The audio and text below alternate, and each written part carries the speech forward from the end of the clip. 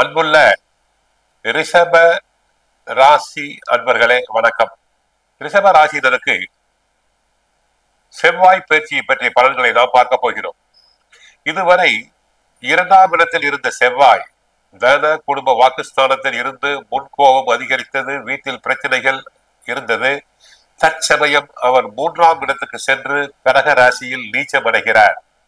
கணவன் மனைவி ஒற்றுமை நன்றாக இருக்க வார்த்தைகளில் கவனமாக இருக்க வேண்டும். முன் கோபம் கூடாது. பிளட் பிரஷர் உள்ளவர்கள் உடல் நலனை செக்அப் செய்து கொள்ள வேண்டும். குடும்பஸ்தானத்தை பொறுத்தவரை ஜென்மராசியில் குரு இருப்பதால் செலவினங்கள் அதிகரிக்கும், உறவினர்களின் வருகைகள் அதிகரிக்கும். கணவர் மனைவியிலேயே அந்யோன்யம் பாதிக்கப்படும். எடுத்ததுக்கெல்லாம் சண்டை போடக்கூடாது. மற்ற கிரகங்களுடைய நிலை பரவாயில்லை. சனி பகவான் திருக்கணித பஞ்சாங்கப்படி லாபஸ்தானத்தில் இருக்கிறார். லாபஸ்தானத்தில் சூரியன், புதன், சுக்கிரன், ராகு, சனி 5 கிரகங்கள் நினைவு உள்ளது. ராசியில் ஜென்ம குருவாக இருக்கிறார். 5ல் கேது. 5ல் கேது என்பதால் பிள்ளைகளை பற்றிய கவலைகள் அவ்வப்போது வந்து போகும். பிள்ளைகள் தங்கள் பேச்சை கேட்க மாட்டார்கள். சிலர் உத்தியோகம் சம்பந்தமாக வெளிநாடு செல்ல நேரிடும். பூர்வ புண்ணிய ஸ்தானத்தில் மோட்சக்காரகரான கேது இருப்பதால் பாடல் பெற்ற திருத்தல ஸ்தலங்களுக்கு தாங்கள் சென்று வரலாம். செவ்வாயை பொறுத்தவரை விவசாயத்தில்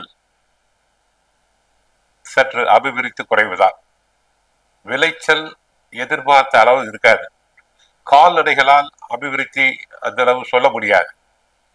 செவ்வாய்க்கான வழிபாடுகளை தாங்கள் செய்ய வேண்டும்.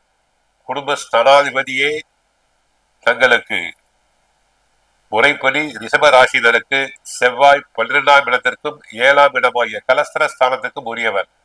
முதல் உறவு குடும்பத்தில் சண்டை சச்சரவுகள் இல்லாமல் இருக்க வேண்டும். கணவர் ஒன்று பேசினால் மனைவி பேசக்கூடாது, பதில் பேசக்கூடாது. பிபி செக்அப் செய்து கொள்ள வேண்டும். விவசாயத்தை பொறுத்தவரை கடுமையாக உழைத்தாலும் விளைச்சல் அதிகரிப்பு என்பது கைகூடாது. தொழில் வியாபாரத்தில் போட்டிகள் அதிகமாக இருக்கும்.